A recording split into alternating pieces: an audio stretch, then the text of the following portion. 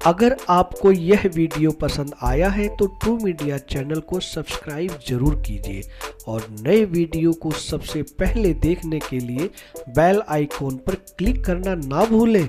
इस वीडियो को like, comments और शेयर अवश्य करें। नमस्कार दोस्तों, आज हम ट्रू मीडिया के कार्यक्रम एक मुलाकात में ऐसी शख्सियत से करवा रहे हैं जो एक शिक्षिका हैं और आप गीत, गजल, दोहे, छंद, मुक्तक आदि लिखती हैं। आपकी विशेष विधा गीत है। आप हैं कल्पना शुक्ला जी। कल्पना शुक्ला जी, आपका ट्रू मीडिया के कार्यक्रम एक मुलाकात में स्वागत है। बहुत बहुत धन्यवाद सर, आपने मुझे यहाँ पर आने के लिए आमंत्रित किया और ट्रू मीडिया देखने वाले सभी दर्शकों को मेरा बहुत बहुत नमस्कार। कल्पना जी, आप अभी भी एक नन्ही परी की तरह दिखती हैं और इस नन्ही परी को कब पता लगा कि आपके भीतर भी एक कवित्री है? सर, मैं जब बहुत छोटी थी जी तो मुझे कविताएं सुनने का तो हमेशा से शौक था। मैं जाती थी कई बार रचनाएं सुनने, धार्मिक मंचों पर प्रवचन होते थे वो सुनने जाती थी। तो एक बार वहाँ पर कवि सम्मेलन का आयोजन किया गया था जी। तो कविताएं सुनते सुनते मेरे मन में भी बात आई कि क्यों ना मैं भी कुछ कविता सुनाऊं। तो मैंने अपने भाई साहब से कहा, भैया मुझे भी कुछ कहना है। तो उन्होंने मंच पर एक कवि से कहा कि इसको कुछ कहना है, मेरी बिटिया को कुछ कहना है। तो उन्होंने मुझे अलाउ कर दिया कि हाँ आप कहो। फिर मैंने वहाँ पर 4 पंक्तियाँ कहीं बेटियों पर और वहाँ पर मुझे उनका बहुत आशीर्वाद मिला, बहुत प्यार मिला। तो मुझे लगा शायद मैं कुछ अच्छा लिख लेती हूँ, कुछ कविता बन रही है। जी जी। वहीं से मुझे ऐसा लगा कि हाँ कविता बन रही है। कल्पना जी, आप पिछले 15 वर्षों से साहित्य को समर्पित हैं जी और आपकी विशेष विधा जो है गीत है जी। और आप हमारे दर्शकों को कोई गीत ऐसा सुनाएं या कोई रचना सुनाएं जी जिससे हमारे ट्रू मीडिया के दर्शक मंत्रमुग्ध हो सकें। सर बिल्कुल, गीत तो मुझे बहुत पसंद है, पर अभी मैंने एक मुक्तक लिखा है वो मुझे बहुत ज़्यादा पसंद है। और कोई भी रचना सुनाएं जो आपको पसंद ज़्यादा। मैं 4 पंक्तियाँ कहना चाहती हूँ जी। मेरा जो संदेश है वो बेटियों के नाम है जी।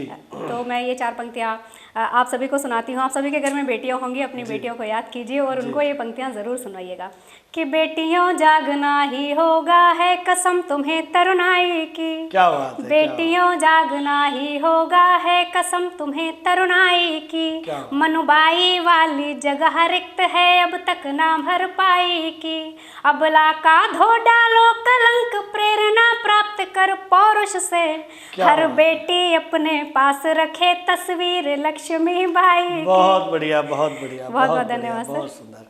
आपने अपने जीवन में साहित्य को ही क्यों चुना कि साहित्य में लिखना है या कविता लिखनी है? कोई और विषय कोई क्यों नहीं चुना आपने? सर क्योंकि मैं एक महिला हूँ, पहली बात तो एक लड़की हूँ। तो लड़कियों का ऐसा होता है ना कि घर में बहुत ज़्यादा नहीं बोलना, बहुत ज़्यादा नहीं हंसना, कि कोई आए तो किसी से बातचीत नहीं करना। तो बस वही है कि अपने मन के जो हमारे मन में भाव आते थे उनको हम अपने मन में ही रखते थे, तो कब तक रखेंगे।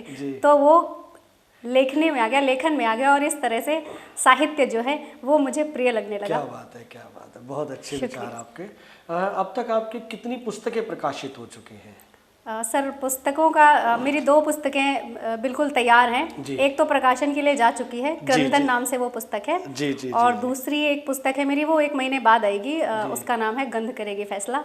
तो बहुत जल्दी मेरी दोनों पुस्तकें आने वाली हैं। आप सबका आशीर्वाद रहेगा तो और भी आएंगी। अग्रिम शुभकामनाएं। जी बिल्कुल सर, धन्यवाद सर। कल्पना जी, आपकी ज़्यादातर रचनाओं में बेटियों के लिए और माँ के लिए ज़्यादा भाव दिखते हैं, ज़्यादा भाव महसूस होते हैं। इसकी कोई विशेष? सर वो बात मैंने जो अभी थोड़ी देर पहले कही थी कि बेटियों को बहुत ज़्यादा बोलने का अवसर नहीं होता है। जी। और अगर वो अभी तो बहुत ज़्यादा माहौल बदला है, लेकिन हम जिस क्षेत्र से हैं, ग्रामीण क्षेत्र से हैं सर, तो वहाँ पर हमें घर से बाहर जाने की भी आज़ादी नहीं होती थी।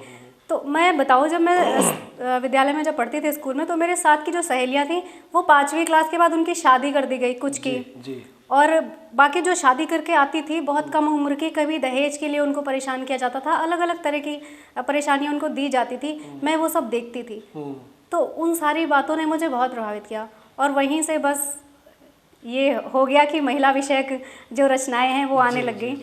इसमें बस बात इतनी सी है एक कल्पना जी, एक सवाल अचानक से मेरे जहन में आया है जी। आपने ये कई बार हमारे वार्तालाप में दोहराया है कि हमारे जिस परिवेश से वहाँ महिलाओं को, लड़कियों को ज़्यादा बोलने नहीं दिया जाता था, तभी आपने कलम को आपने चलाना शुरू किया। तो जैसे कि हमारी आपसे बातचीत हो रही है, क्या उससे लगता है कि आपको बोलने का मौका नहीं मिला होगा? सर बिल्कुल नहीं, यहाँ पर तो मैं ज़्यादा बोल रही हूँ, आप जो बैठे हुए हैं और बोलूँगी, आपने मुझे बोलने के लिए तो बुलाया है। नहीं, मैंने सिर्फ भाव आपके जानने चाहे। चलिए हम अगले सवाल की तरफ चलते हैं कि आप एक शिक्षिका हैं, आप एक माँ हैं, एक पत्नी हैं, आप एक बहू हैं परिवार की, और ये सब एक लेखिका भी हैं। ये सब आप कैसे मेंटेन कर लेती हैं, कैसे तालमेल बिठाते हैं आप?